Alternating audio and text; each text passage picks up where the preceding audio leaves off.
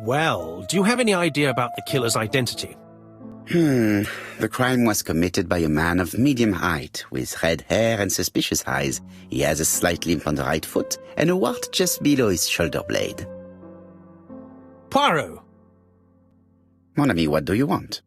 You fix upon me a look of dog-like devotion and demand of me a pronouncement à la Sherlock Holmes. Now for the truth. I do not know what the murderer looks like, nor where he lives, nor how to set hands upon him. What shall we do, then? Nothing. Nothing? Do not be so impatient, Hastings. The killer will manifest himself soon enough. I thought I heard the postman. Maybe there's some news. I would go and see.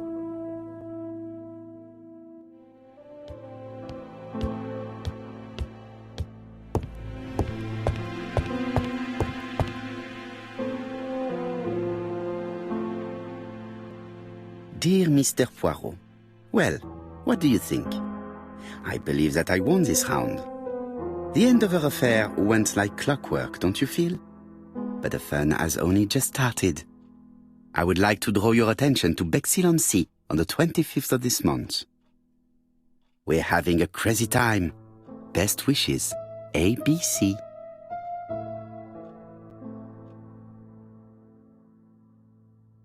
The next crime will be in Bexhill. We must warn Jap to Scotland Yard. Did the letter indicate anything that might help the police? To be honest, I think we can already guess something about the next victim. But I need to think about it a little more.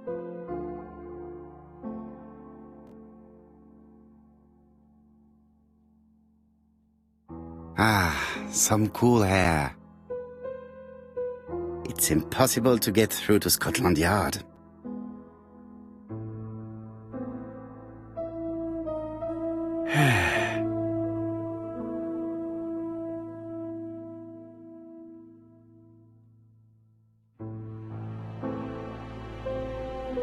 Daily Flicker, June the 22nd, 1935.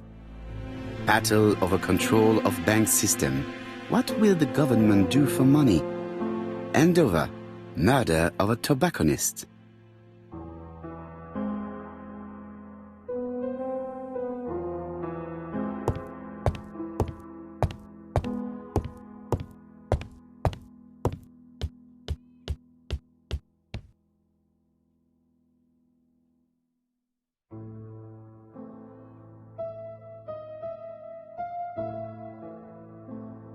Andover, Hampshire, population 31,200 inhabitants.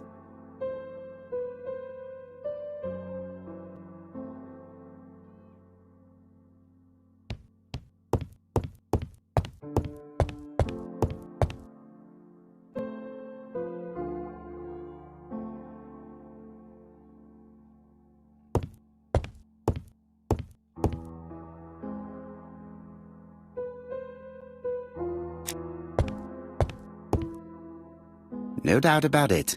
Hastings is going bored. Hastings, it would appear that you are getting slightly thin on top. Really? I hadn't noticed.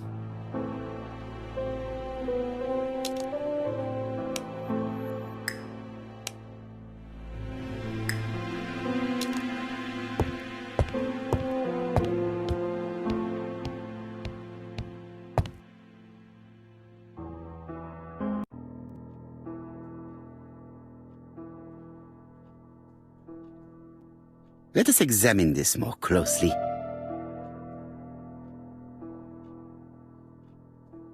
Certain characters in the two letters may have similar defects.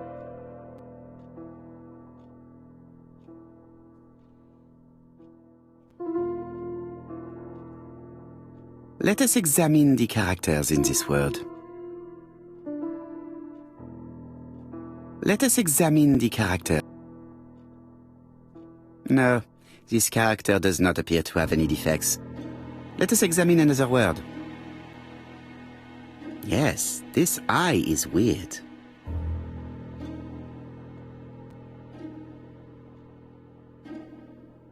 The W is not printed properly. Yes, The A appears to be quite unusual. Let us examine the characters in this word. Let us examine the characters in this word. Let us examine the characters in this word. Let us examine the characters in this. Yes, the A appears to be quite unusual.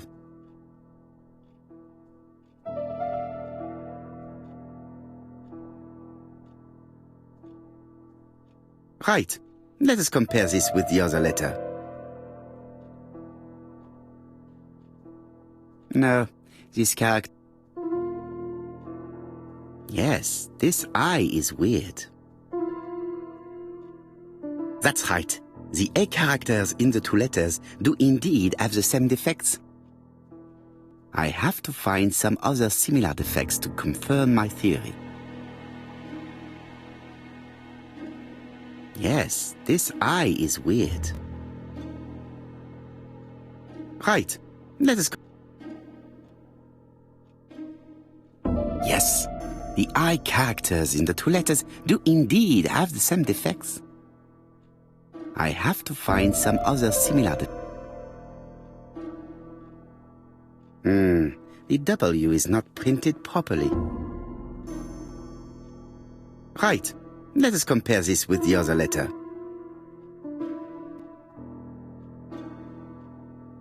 Of course, the W characters in the two letters do indeed have the same defects. My theory was right. These two letters were written with the same typewriter. Both letters were written on the same typewriter and show the same characteristics. You surprise me, Poirot. You usually ignore material proof. But there is nothing usual about this case, Hastings. Nothing must be overlooked. Let us now try and get our brain cells to work.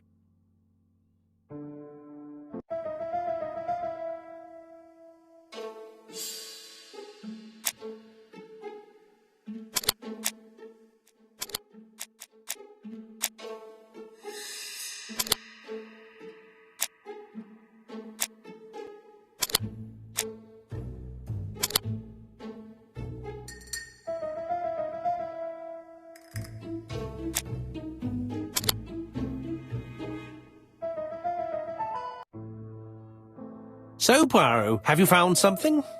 Oui, I believe so. But I am afraid it is not enough to stop the murderer. Let us go and see Chief Inspector Japp. I will explain there.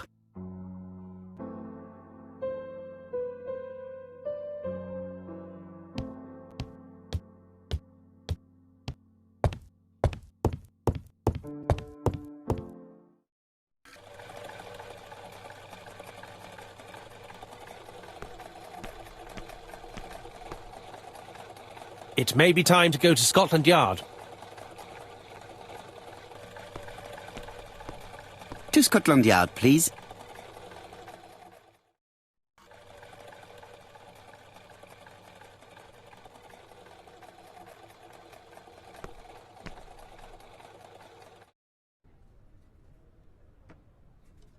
Like all hunters, Hastings has always been fascinated by weapons. Japp has invested a great deal in his career.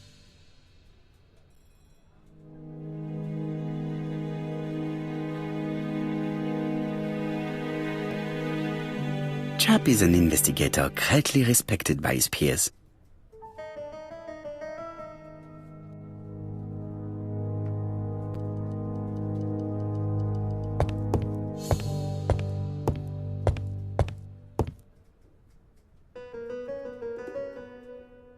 Alice Asher was murdered in Andover, the ABC killer's first murder. London. I really like this city. One thing is certain, you never get bored here.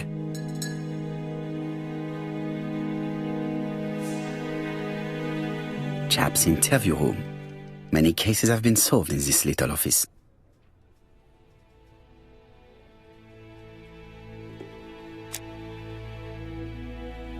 Japp appears to be snowed under.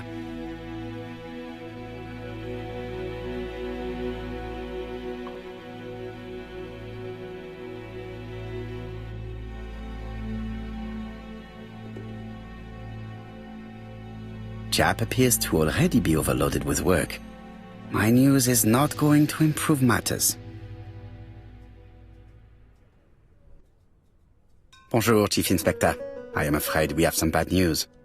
I have just received another letter signed ABC. The next crime will be on the 25th in Bexhill-on-Sea. Are you completely sure it's from the same person? I have compared the two letters. There is no doubt about it. I suppose you think he's going to carry out his threats. I fear so. Good God, Poirot. Bexhill is very busy at this time of year, and we have no idea who the next victim will be.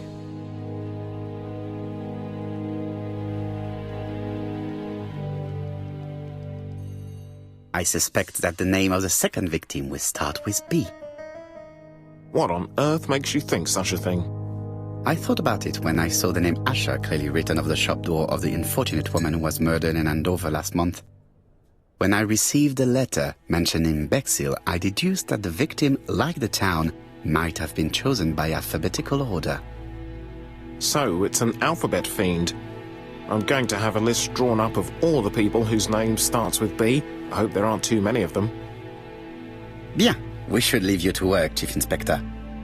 You have a few days to prepare yourself. Thank you for coming, my friends. Poirot? Chief Inspector Japp, your call does not bode well. Indeed, we have just found the body of a young woman on the beach in Bexhill. An ABC was placed on the body. We'll be there as soon as possible.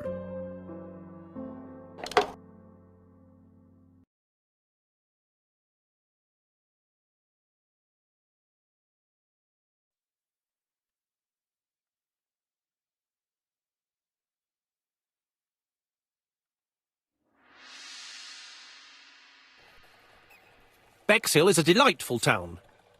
It would be nice to come back and visit. I do not entirely agree. Walking at the beach damages my shoes, and it hurts my knee. So the years have not spared you, my friend. It's the same for all of us. That is exactly what I said to myself when I saw you back from your travels.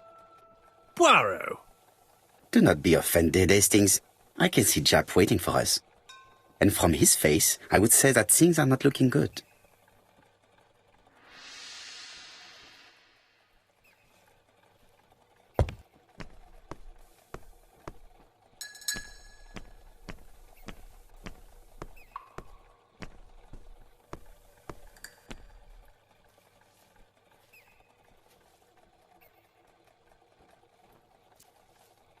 Bexhill seems to be a pleasant little town.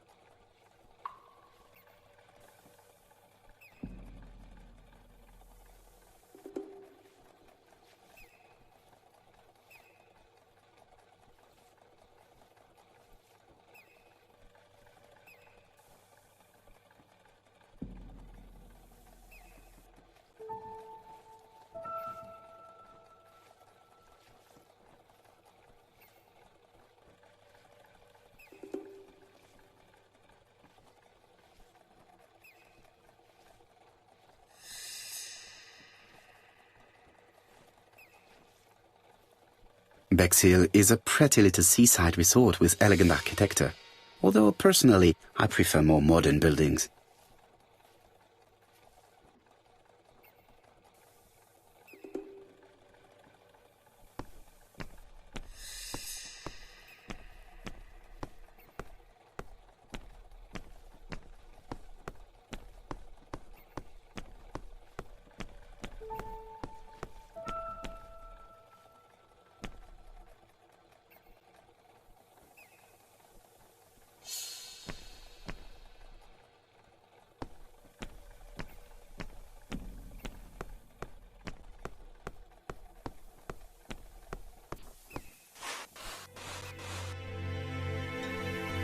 How do you do, gentlemen?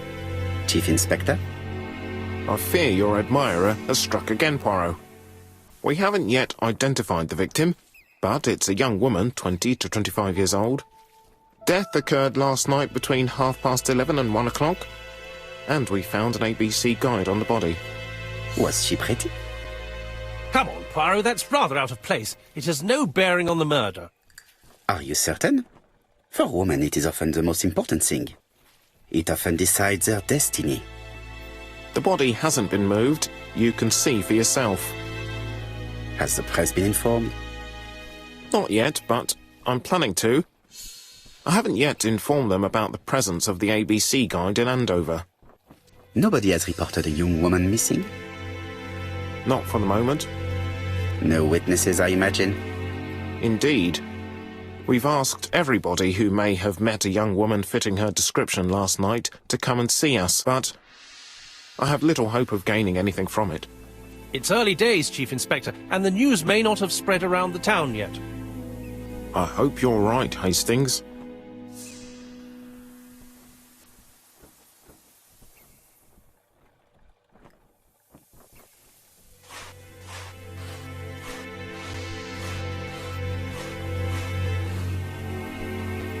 This hut is locked.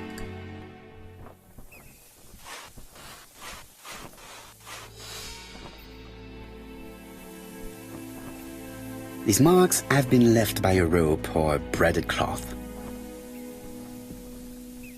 A braided silk belt. It may have belonged to the victim. Apart from the marks on her neck, there are no signs of the struggle. She didn't manage to hit her assailant. This key is too small to be one for a house. Without a doubt, it is for a padlock.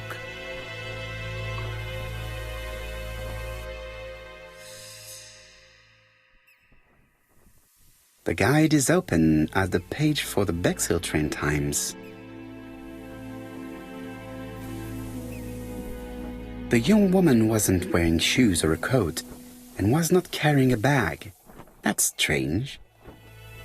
Either the murderer stole her belongings or she put them somewhere safe.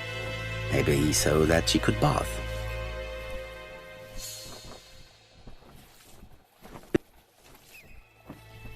She was a great beauty. Strange that chap didn't notice it. Let us now try and get our brain cells to work.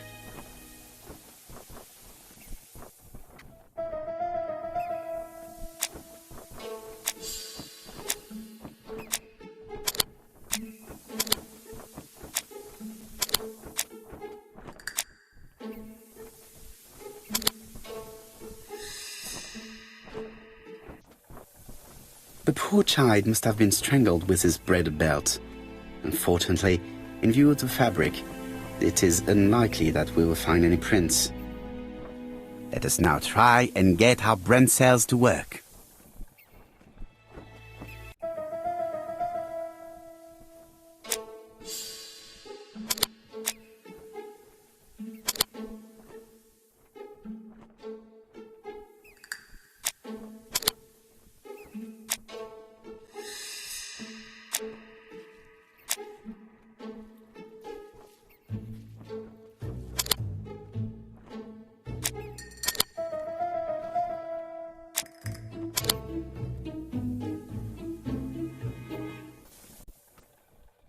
The medical officer should confirm that the victim was strangled with her own belt.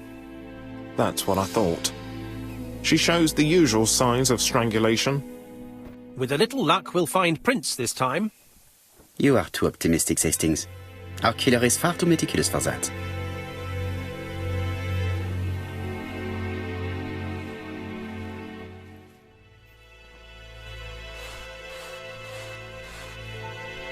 Hastings appears to be ill at ease. He appeared to be relatively indifferent to Mrs. Asher's murder, but a young woman's murder seems to be troubling him greatly.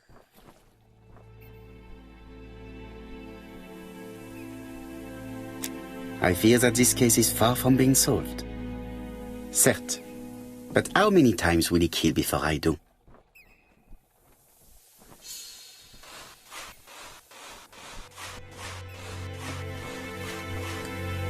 This hut is locked.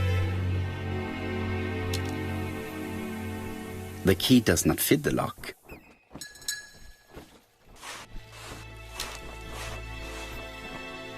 This hut is locked. The key does not fit the lock.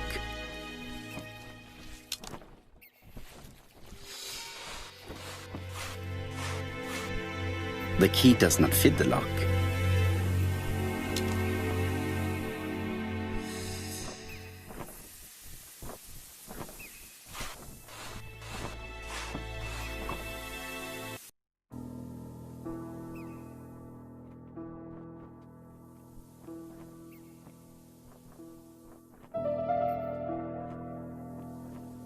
A dual locking padlock. I need to find the code and then insert a key. Firstly, I have to enter.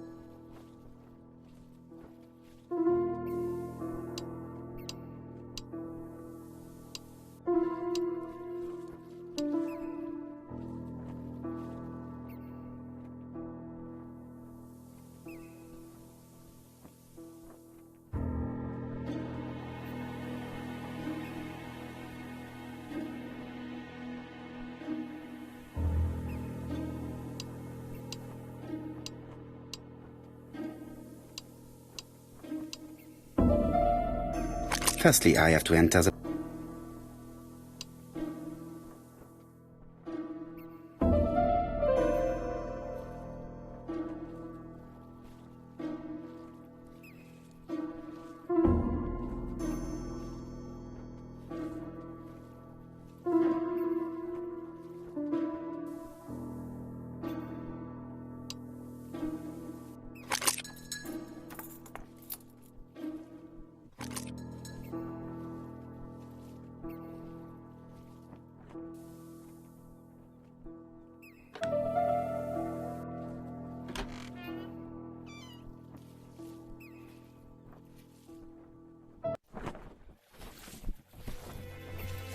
It definitely was here that the victim left her belongings.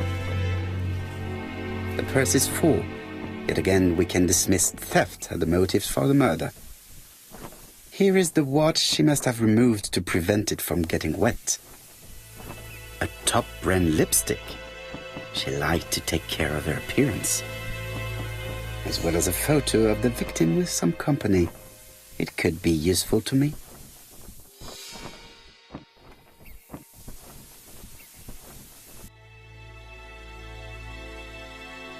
Betty's first day at work. Mom is very proud of you. Elizabeth Barnard, 7 August 1931.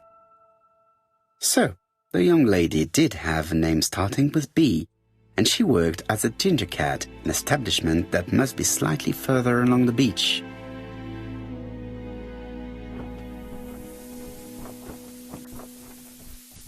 Jap has gone to the police. The victim has been identified and her family had reported her disappearance. She was called? Elizabeth Barnard, mainly Betty. She worked as a ginger cat at the cafe slightly further along the beach. But Poirot, how on earth? Never mind. Do you have her address? Yes, she lived with her parents on the street leading to the beach, number 22. Shall we go? You are far too impatient, Hastings. Let the poor people take in the news first. Let us go and visit the cafe where Betty worked.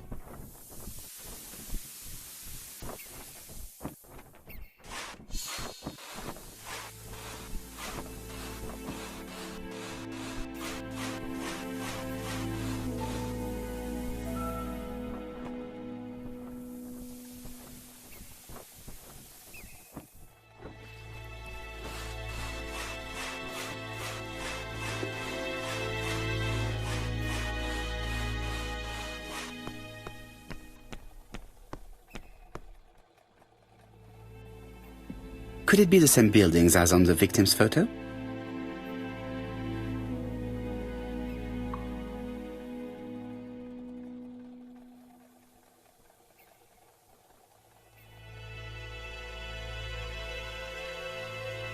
This is definitely where the photo I found in the hut was taken.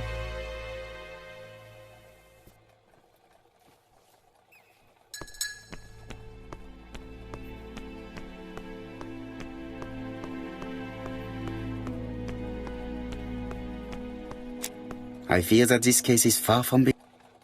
Certes. With all these tourists, these shops must be thriving.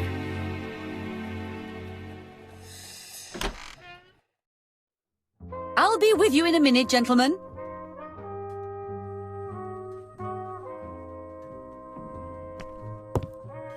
This is a well-laid table. Nothing is out of place and, above all, no creases.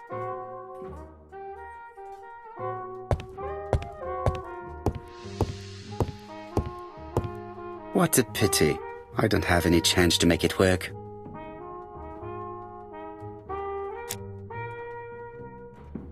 Something tells me that she's the owner of the ginger cat.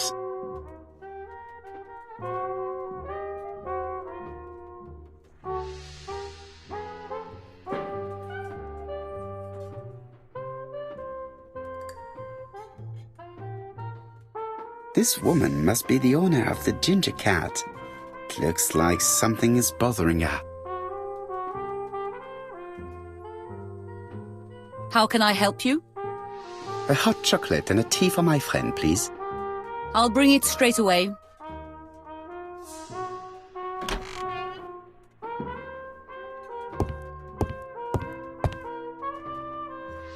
I need to know the time range during which Betty was working on her own.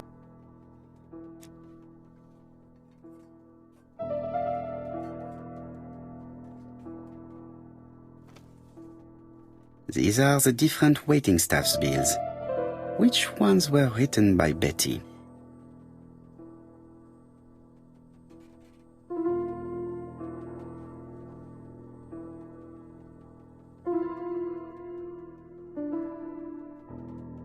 I should consult the red.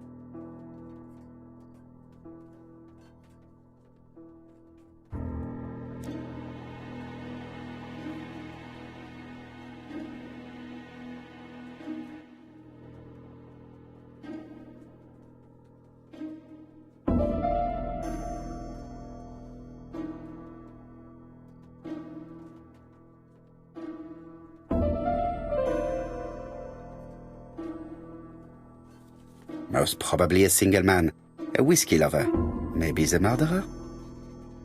This bill may have been written by Betty. There is probably another one.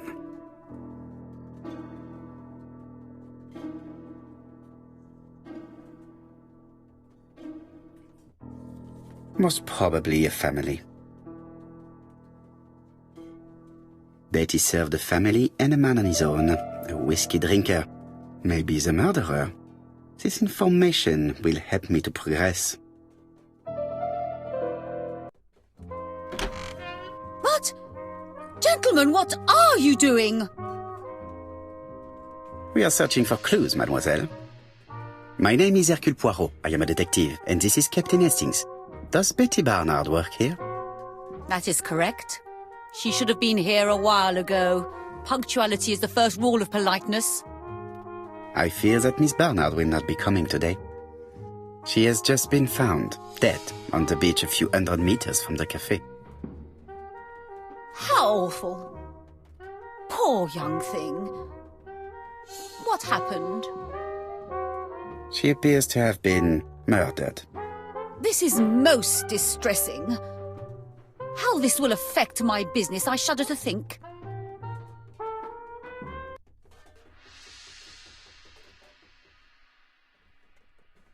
What can you tell us about Miss Barnard? Nothing, absolutely nothing. Miss Barnard was my employee. Her private life was none of my business. You did know at least that she had a young man. Indeed.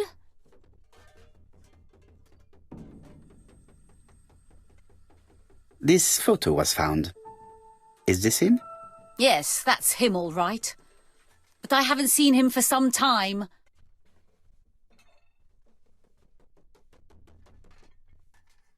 Do you think there may have been some problems between them?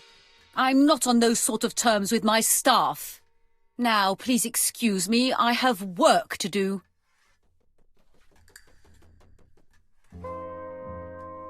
The customer who ordered the whiskey might provide us more information. He may have been the last one to see Betty alive. It is an interesting idea, Hastings. Maybe he is a regular guest. What do you think, mademoiselle? I don't think so. Our regular guests tend to order tea and cakes. At this time of the year, there are a lot of tourists about you never see again. That's what I thought. Time to visit Betty's home.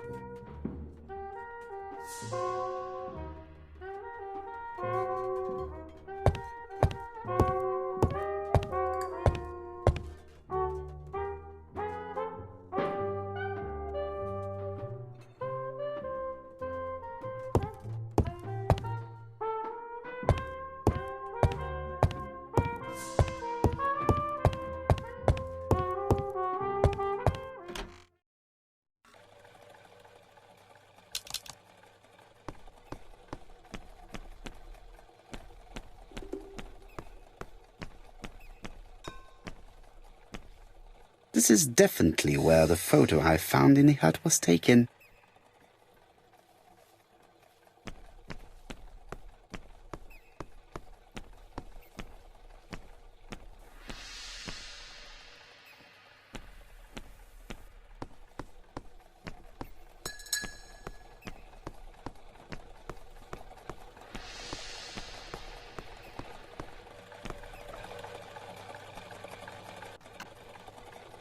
I think we've gone past the Barnard's house.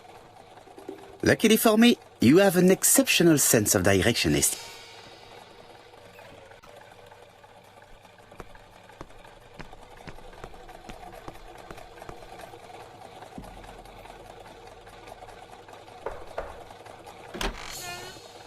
How do you do, mademoiselle? My name is Erküля Pуаро. I know you. You're that detective we hear all about. I do not know if that is a compliment, but I will take it as one for now.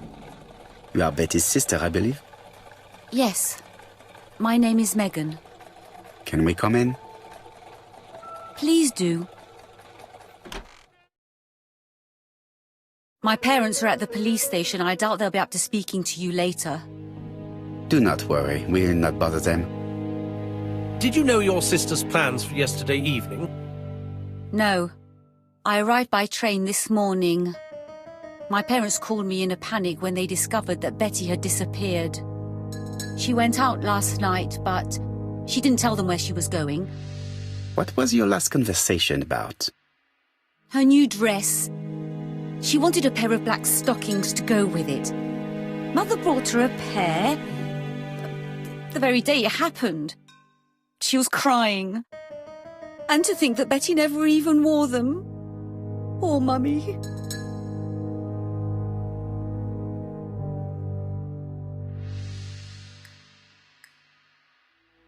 This gramophone is magnificent. It is a one-off, without a doubt.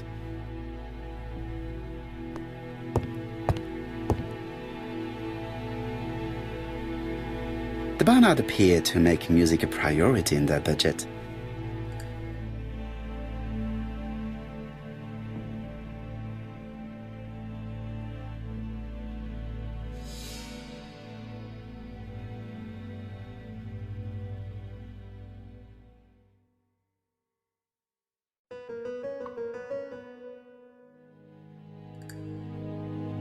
Their home is modest, but the Barnards are definitely music lovers.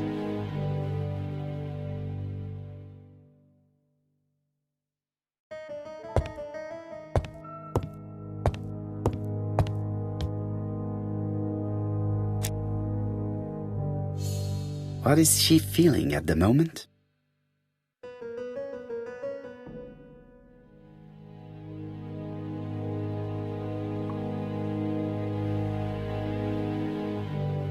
Betty's older sister is not just sad, she is angry.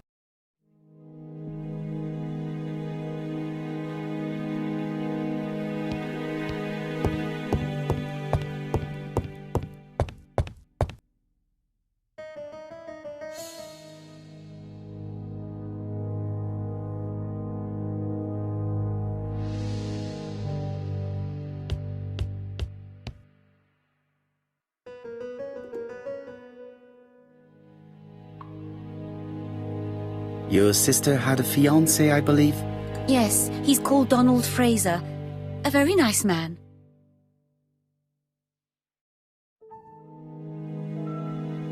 Was your sister seeing anyone else? My sister wasn't a child, sir. She used to go out. She enjoyed films, dancing. She was a very good girl who didn't hang around with men. That's what they always say, no?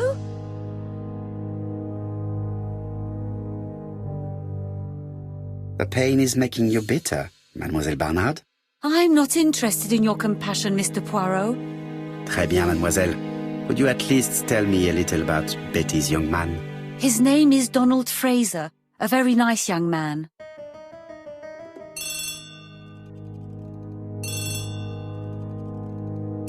Oh, excuse me, I have to answer that. But of course. Betty's room is opposite the stairs on the first floor. Feel free to take a look if you think it might be useful.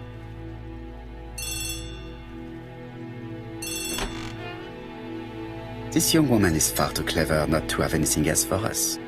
Do you think she's hiding something? That is what I'm trying to find out. Surely you don't think she did it?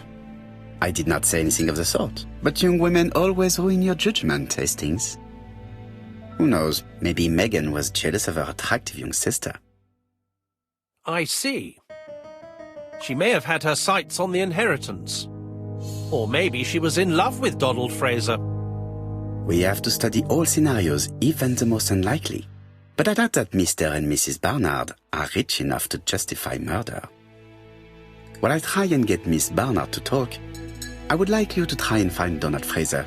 It should be easy to find the estate agents where he works. Bring him to the Ginger Cat. I would like to talk with him before the Chief Inspector finds him.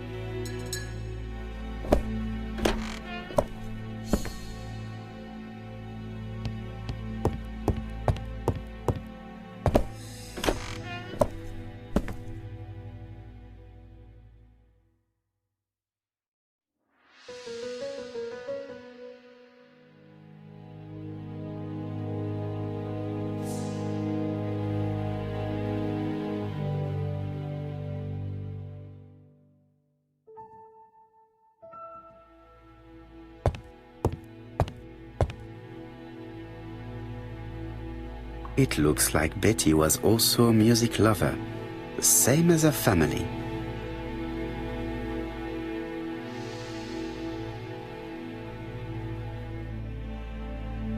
Without a doubt, Betty used to sing.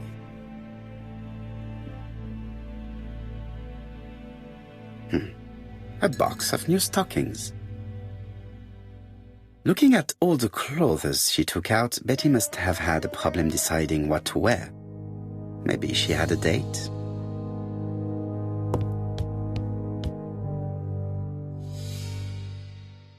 It looks like Betty has a very busy life.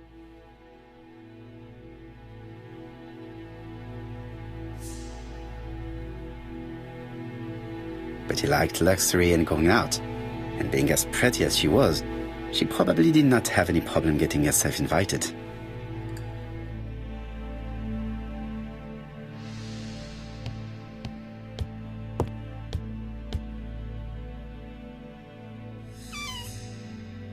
This small key should be useful to me. Medicine to prevent voice loss. Did Betty have problems with her voice? I've finished with this.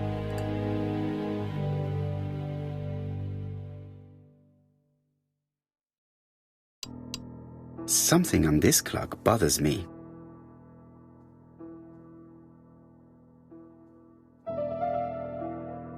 There, that's better.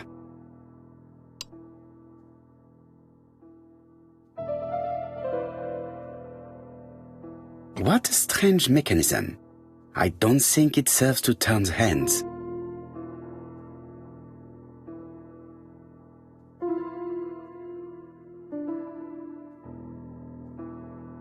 The cogs are blocked by these wood. The cogs are blocked. The cogs are blocked by these wood.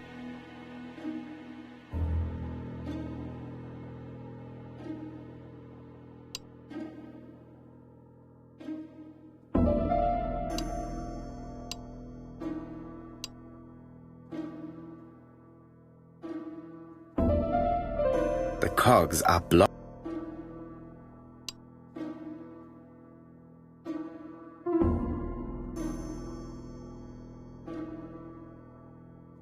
This wooden panel is blocked.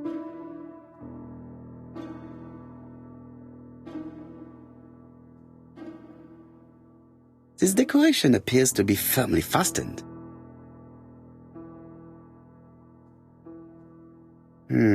Could the screw be slightly loose?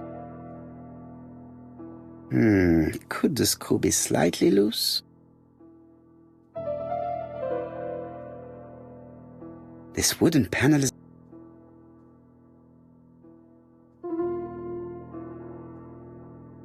This decoration appears...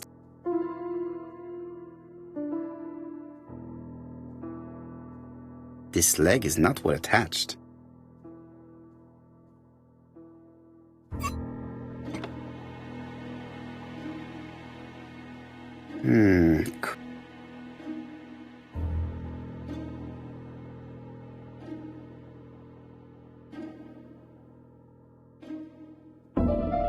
This decoration appears to be firmly fastened.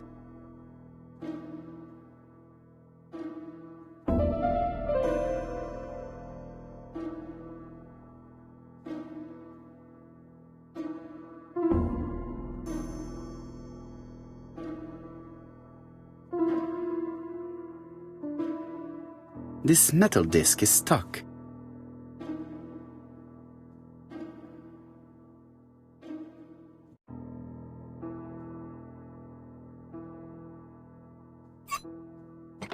Good.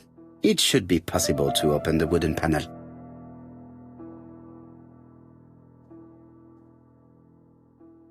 This wooden panel is blocked.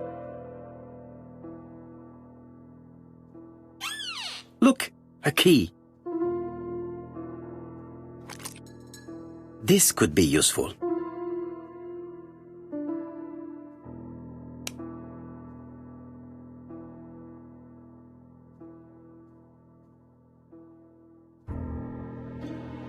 The cogs are blocked by these wooden panels.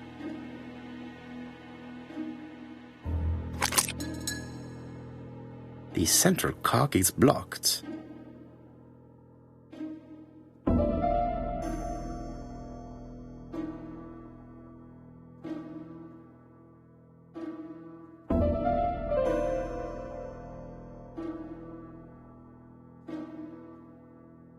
This code probably has something to do with the mechanism above the clock.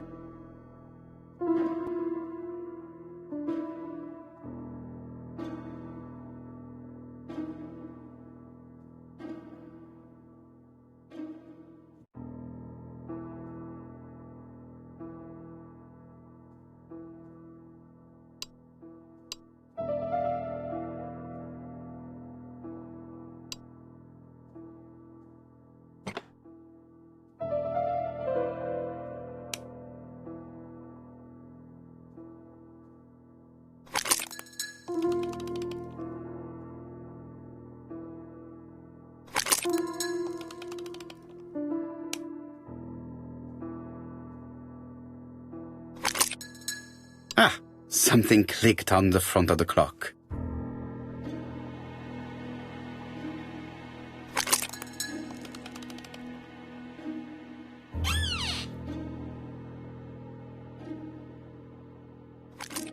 This could be useful.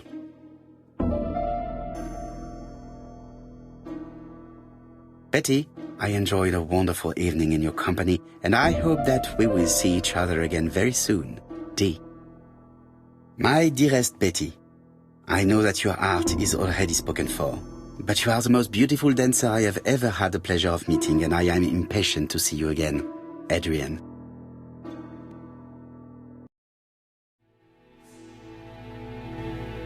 A record sleeve with an handwritten title. Betty must have recorded the demo. I'd be interested to hear it.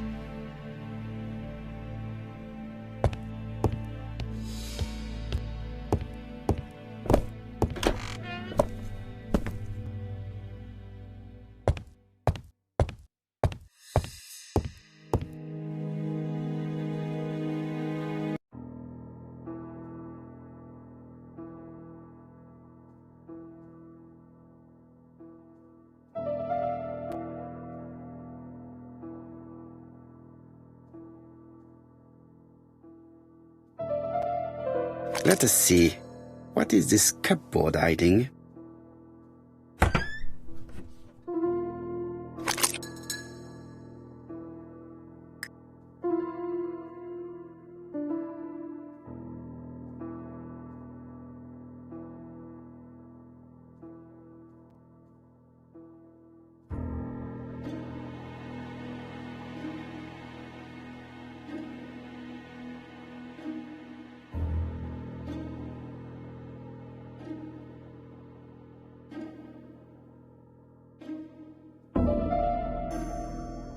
This looks like solfège.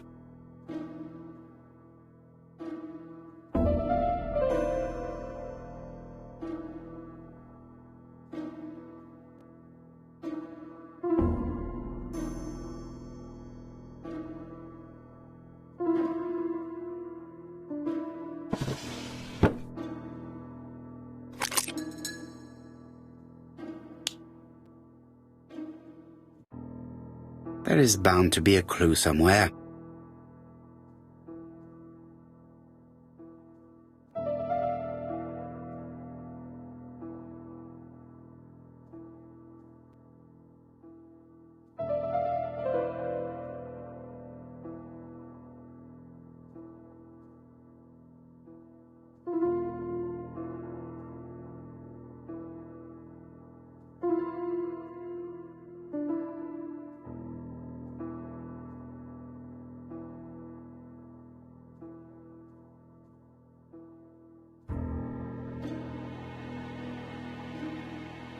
There is bound to be a clue somewhere.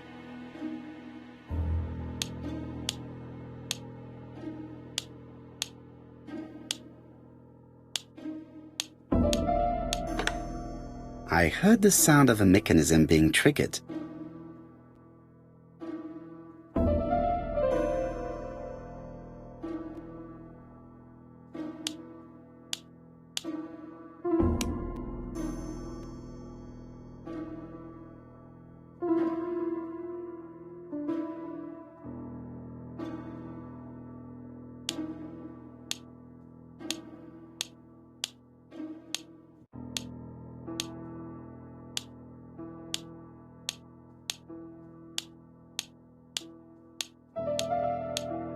I just have to put the record on the gramophone and start it.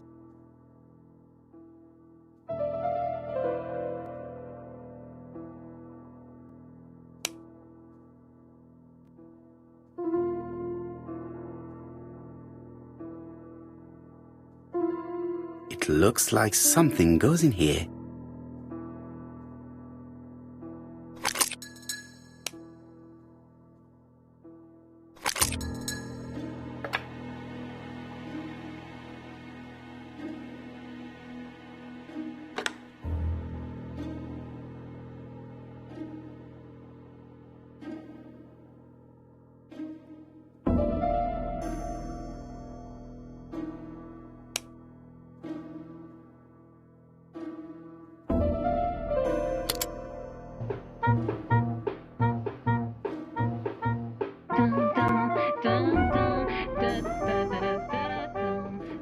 Oh, Donald!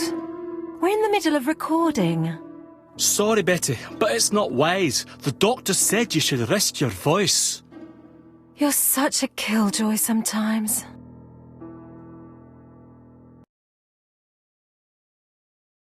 Betty was such a good singer. It's true. Did she have any problem with her throat? Yes, she had to be careful with her voice. Of course, she didn't follow the doctor's advice. If Don didn't insist, she... Well, it's too late for all that now.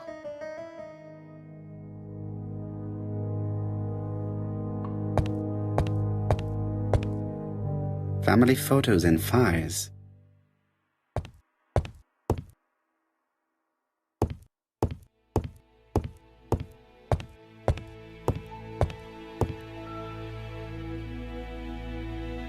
It looks like this woman is single, but she has feelings for someone.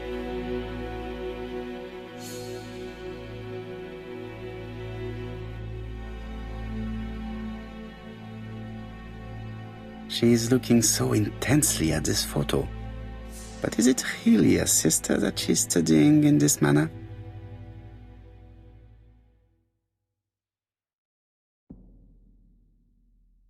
They made the perfect couple, am I correct? Yes, in a way. She was pretty and he... Well? He's a bright man, with a promising career ahead of him. He would have made Betty a good husband. He was always attentive and generous. Oh, a true gentleman. I hear a note of envy in your voice. You must have heard wrong.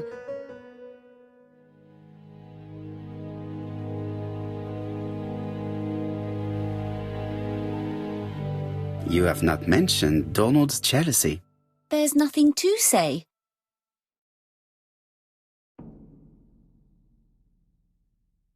I am not your enemy, Mademoiselle Bernard. And you are not my friend either, Mr. Poirot, sir. Yes, but your lies are not helping Mr. Fraser, or you for that matter.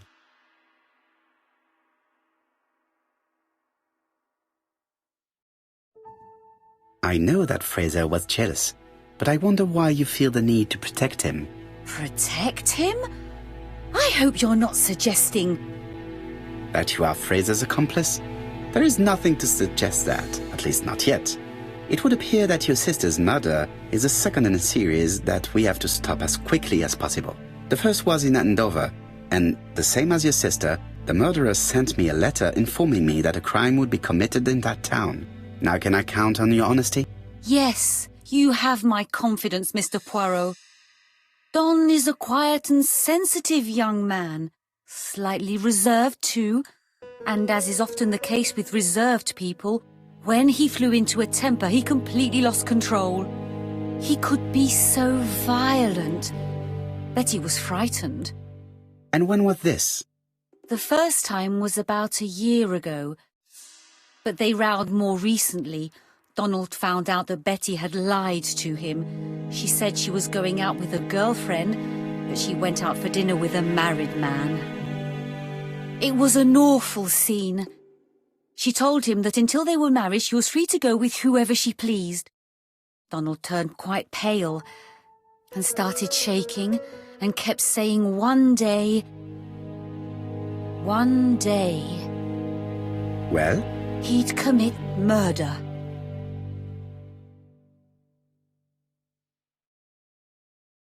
Do you think that is what happened? No, Mr. Poirot, I don't believe that. You yourself said he may be a recidivist madman. Don loved Betty with all his heart. I can't imagine for one instant that he would hurt her. Very good, Mademoiselle Bernard. Thank you for your help.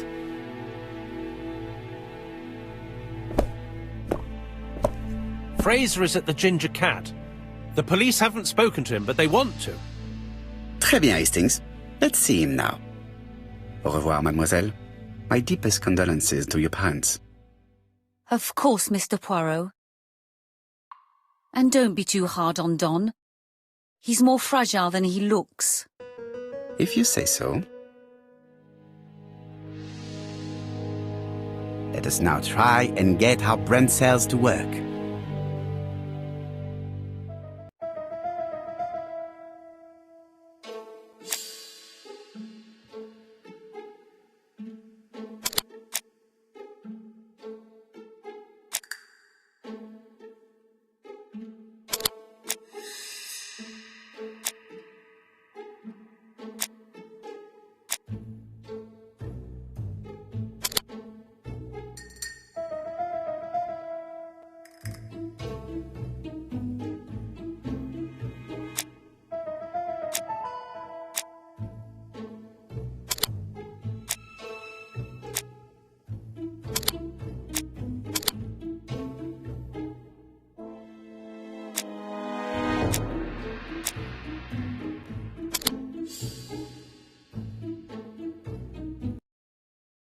Let us now try and get our brain cells to work.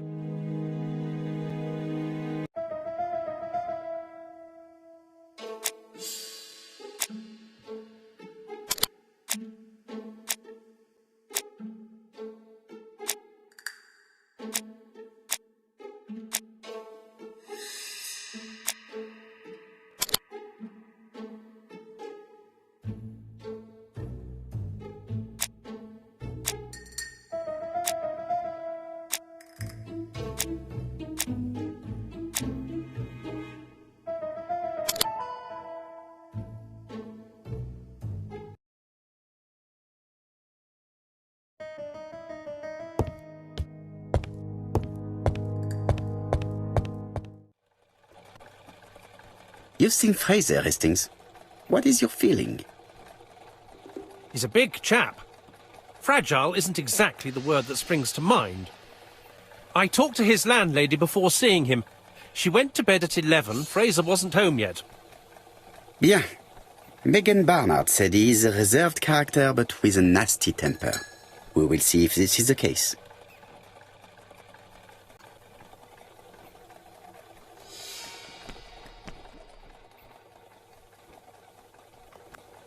Fraser is waiting for you at the Ginger Cat. It's in the opposite direction.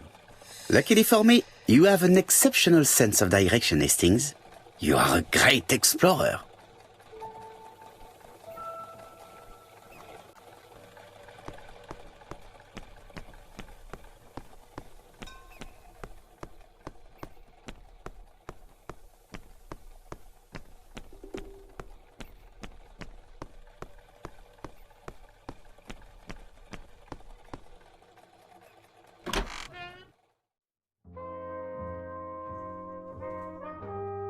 How do you do, Mr. Fraser? You're Hercule Poirot. Mr. Hastings said you wanted to speak to me. Yes. I know that it may not be the right time, but I would like to ask you a few questions.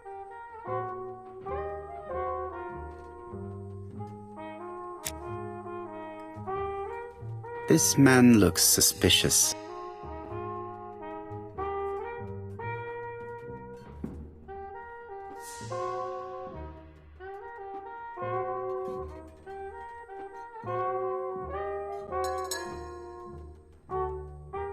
Donald Fraser is in a terrible state, as if he hadn't slept all night. And he's drinking White Horse. Leave me alone.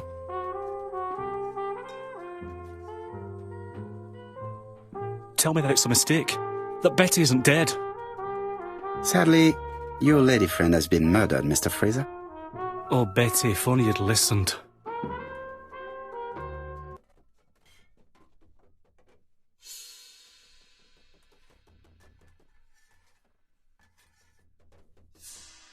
If she had listened to you, she would still be alive. Should I take that to be a confession? With that sort of thinking, you must send a lot of innocent men to prison. Under different circumstances, I might even find you amusing, sir. It's no time for amusement, Mr. Fraser. It is time to find your fiance's killer. Did you know what her plans were for the evening? She said she was having dinner with her sister.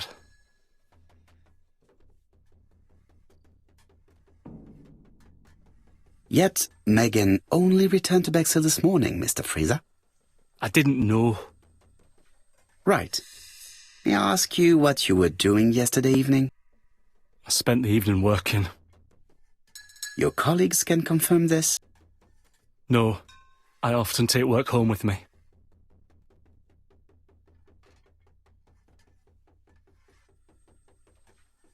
Therefore, you have no alibi, Mr. Fraser? That's right. But that doesn't make me a murderer, Mr. Poirot. I would like you to leave now, please.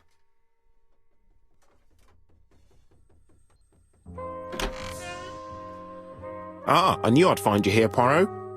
I thought the victim's young man was here. Yes, he's all yours, Chief Inspector. Let us now try and get our brain cells to work.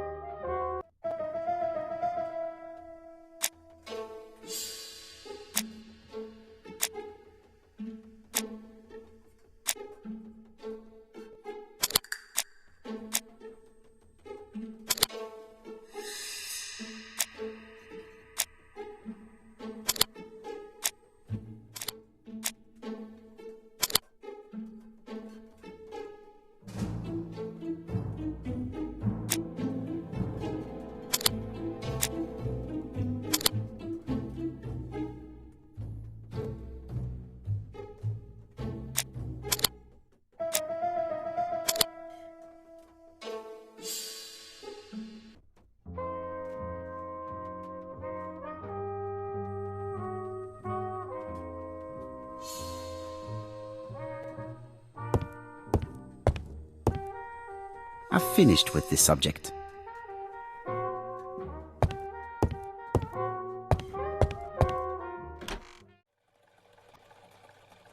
Fraser doesn't have an alibi and he's extremely jealous.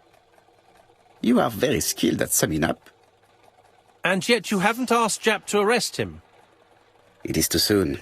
But I agree, without the letters announcing the crimes, Fraser would already be behind bars. Bon, I think we have enough elements. Let's reconstruct the events at the scene of the crime. I can't imagine how the murderer wasn't seen, though. Surely she must have struggled. Let us try and imagine the scene. The killer and the victim are walking on the beach. Miss Betty has a bag, a belt around her waist, and carries her shoes in her hand. Both of them walk slowly to hut number 5.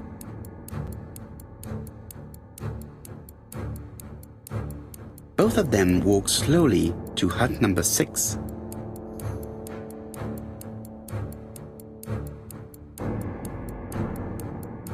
Miss Betty enters the hut. She leaves without her belongings. Then she hides a code.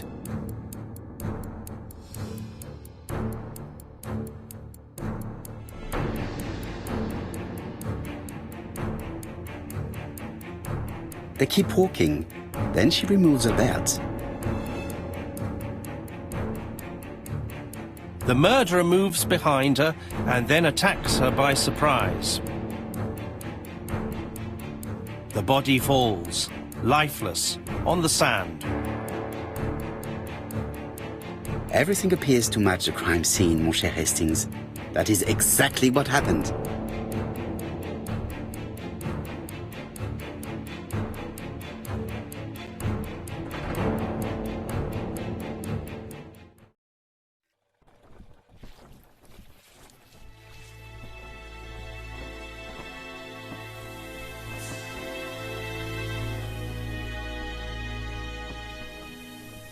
Generous? The murderer seduced Betty in order to lure her to the beach and kill her. Indeed, the young woman was certainly careless, but not stupid enough to follow a stranger. What are you planning to do, Poirot? Return to London, mon cher Hastings.